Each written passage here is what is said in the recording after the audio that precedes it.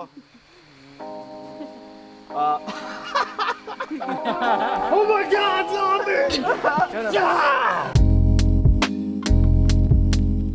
Hey everyone, welcome to Behind the Shots. My name's Chris, and this is Helium Turtle Studios, talking today about our newest film, Apex. Third year in a row that we've entered the Lightsaber Choreography contest, and our second year in a row, not only winning first place overall, but winning cinematography. So let's get right into the shots. So this is narrative order. Okay. But obviously, if I put them by what we want to do them in. So right away, we have our practical holocron here, which is, I think, just a toy holocron you can get off of Amazon. It's like $40 or something. And just happen to have LEDs in it, so we used a little bit of practical lighting. Now, they're not very bright. So a lot of times what we do, I know you see this red on these rocks down here, and that is a little LED wand light that we just have hanging on a C-stand. Wow, I am so not used to drawing. It's been so long. You have this little LED wand light just on a nice red to emphasize that practical glow from the holocron. I heard some people say, are these fake light rays that you have coming in across the frame? Those are practical light rays coming off of our 300D that we have set up maybe 30 yards away and about 20 feet high off the ground. But once you shoot that light through fog, you get these beautiful little light rays coming in. Really makes it look like horror movie. We kind of started shooting things in a chronological order. So we were kind of learning how to make this stuff look the best it could be as we went along. So this shot came off a little flat because Dan was mostly front lit. No hair light coming in on either side, no shoulder light separating him from the background. And if I were to do this again, there's plenty of other shots later in the movie where we're backlighting everything. We're separating our subjects from the background. It's making such a more clear and dynamic shot. Here's one of the shots I love about this movie. It's a practical forest pull. This is the shot that sells all of the other shots because it's wide, and this is kind of where I like to say, look, no strings. The way we did this, so we have him hooked up to two kind of climbing ropes. Actually, you can see one right there. I didn't even notice that. But anyway, so he's connected to two long climbing ropes that are probably about 30 feet long. And we got two guys over here. When I call action, they're just pulling as hard as they can. Our actor, Dan, is actually sliding on a tarp. What we did was we threw water and soap and basically just made a slip and slide out of it. Put him between some trees and you got a nice shot. And in 3, 2, 1, pull. That's the one. I think that's the one. Yeah. That is how it's done. Hire me, Chris and Matt, for all your jerking needs. One of the difficulties of shooting with fog outside is that you have to deal with wind all the time. Without the fog, these trees would be black. This tree would be black. Everything would be black behind him. So we're really making sure in all of these shots that we're filling the frame with interest. We're giving it depth by lighting up the background in the right way. And sometimes the wind would cooperate with us, and most always would not cooperate with us. It was taking so many takes to do this stuff that we had to start just accepting shots that weren't quite perfect. All right, now we're too much. Here's another shot where we have a lot of good things going on, but there's a couple things we didn't quite nail lighting-wise. Throughout this whole film, we're trying to emulate moonlight.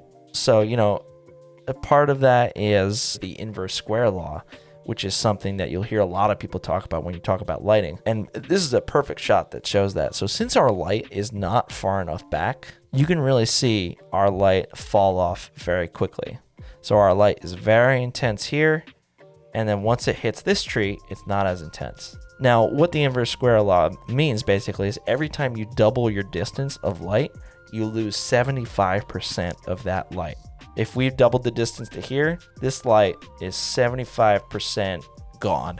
Now, if we had this light further back, it would be a much smaller percentage of light that we are losing. But basically, all that means is, when you want lighting to be more consistent across a scene, you got to put your light way, way farther back. In this particular instance, we had accidentally brought our light too close, which means you can not only tell where the light source is coming from, but you have uneven exposures on this light and this light, which the moon, since it's so far away, everything is evenly lit.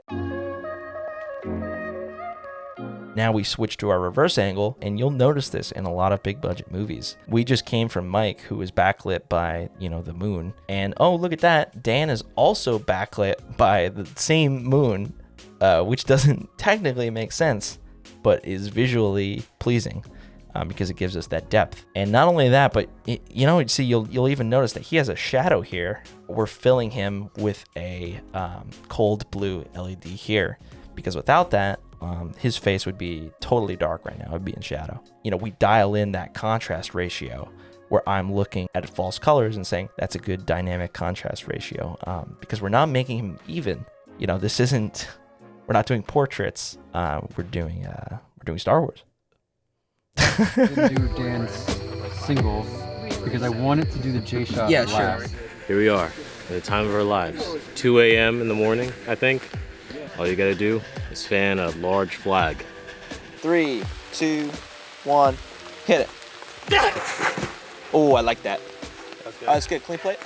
The only way to do a force push like this is with wire work or visual effects, because you're just not going to get that crazy distance in a single shot. And I'd stumbled across a Film Riot tutorial, and they did it in the style of stop motion, which never even crossed my mind. Who would think of using a stop motion technique in live action like this? And what we wound up doing was I set the camera down on this is all on a tripod. I would have Dan go take a stool. So he's actually sitting on a stool right now. The funny thing about the shot is you can actually still see the stool that Dan is sitting on.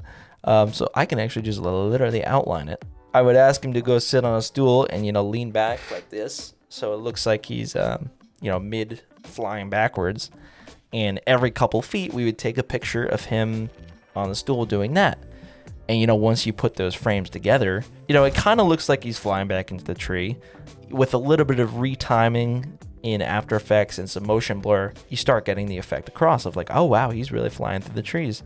And this is the bare bones, version of that. I didn't really put any finesse into this because we had to get it done pretty quick. At the end of the day, I think we could have done this better now that we have a good idea of how well it works.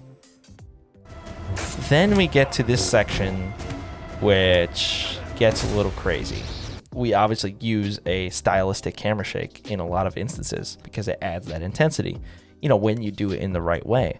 And there are moments where I feel we do that perfectly, and there are other moments where it gets way too crazy. And I think the reason that happens is a couple of things. One is the stuff that looks good is the stuff that we rehearsed. We knew what we wanted the shot to be, we practiced it, and we refined it. Shots like this was a shot that was unplanned, that we hadn't prevised, hadn't rehearsed. Sometimes those just don't turn out as good because you don't have time to review it and see if you actually like what's going on. So these are shots that I wish we could have redone. I would have done them in a different way to add some clarity and, dial it back a little bit. But what are you going to do? It's just these 2 or 3 shots that wound up being a little bit improvised. Wait, did you shut it off, Dan? Did you shut it off? Oh, it's leaning. Oh, wait. Oh, Whoa, there we go. It's actually working really well. look at the rock. This is stupid. 99% of the rain coming down is real onset rain. I'm actually going to make a whole nother video about how we went about building the rain machine that we used for this film. But yeah, basically we built a rain machine, and there are shots where it looks better, there are shots where it looks worse. This was our first ever time adding practical rain to a shot. It's another thing where we're kind of learning as we go along. So what this is we have 2 giant C-stands, 16 feet in the air on either side. Along the big pole that's kind of sprouting above them, every 3 feet or so, there's a little sprinkler head. It was just a really effective way to add rain to the scene. This is a shot that perfectly exemplifies that. So you can see our big 300D back there blasting light. And, we actually could have gotten a little more light on this tree. It's a little dark. But we're lighting our rock with a separate light to make that nice and specular. Get that to show up, add some detail. We're lighting Dan separately with a different source because our 300D isn't reaching. And we have our rain coming in the foreground that we're lighting with 2 other lights. So there's a lot of lighting going on in these that kind of just winds up being invisible. You know, when you do such a good job of lighting your subject and your environment, it all blends together seamlessly, and that's the idea. Of course, we're filling the rest with fog because, once again, you know, there's fog over here. There's fog over here. But without that, it would be kind of just too dark to see. Fog is kind of like the glue that holds everything together, gives everything that cinematic feel. I mean, there's no beating it.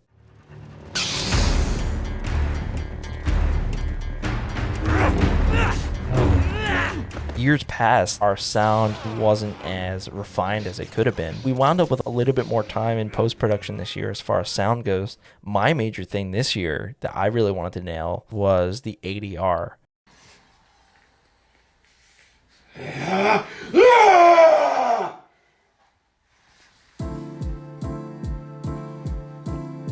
The grunts and the huh, ha, how much of that do you use? And it's kind of a to-taste thing. It's kind of like cooking. We used way too much of that last year, but it was kind of because of time crunch that I didn't really have a chance to step back. And this is something I kind of learned, is that it's all about dynamics. When you have people going hoo-ha every 2 seconds, it gets all real quick. So the less of it you use, the more dynamic it can be. When something's not there all the time, you're gonna really notice it when it kicks in.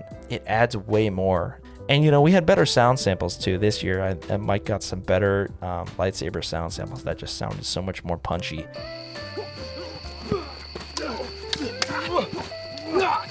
The rest of it looks pretty tight. Yeah. Oh, wait. Why is no one talking to me? You know, I'm sure there's a million things I didn't talk about. This production was 13 nights of shooting. And, you know, most of that was in 40-degree weather. It was hard work. It was all about learning. There were a lot of things we did good, and there were some things that we didn't do so good, but we learned from all of that. You know, overall, I just want to thank everyone involved with this project. Our buddy CJ is actually going to be making a longer form documentary style behind the scenes of all this stuff. And I'm going to do a separate video on the Rain Machine because I think that's just so useful, and so many people can use that for their films. If anybody has any questions, feel free to reach out, drop a comment below, send an email, send a smoke signal. Always happy to talk about this stuff with you guys. Make sure and check out Apex on YouTube. And until next time, my name's Chris, and I'll catch you on the flip side. Cheers. All right, so tell me about the costumes for this film. Why do they suck? What are you alluding to, my colonial outfits? Well, we're going for. Have you ever seen Patriot? Yeah, right. Patriot. Mel Gibson. It's like that, but with lightsabers. I ordered costumes, 2 outfits that in their photos looked really good. $350 later, they look nothing like they do in the photo. They fit nothing like they're supposed to. We couldn't even put them on to wear them. I just assumed what you guys had was what we wanted. Yeah, no.